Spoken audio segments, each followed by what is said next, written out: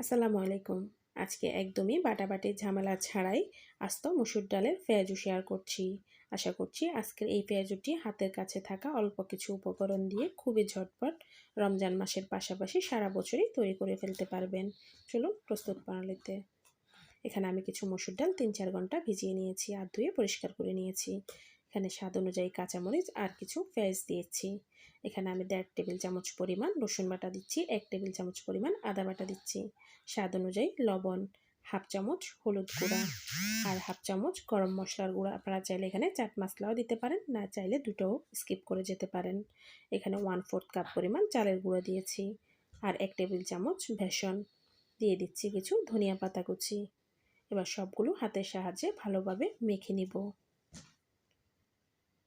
আপনার পেঁয়াজু আকারের যদি চপ তৈরি করতে সমস্যা হয় তাহলে আপনি আবারও কিছু বেসন অ্যাড করে নেবেন।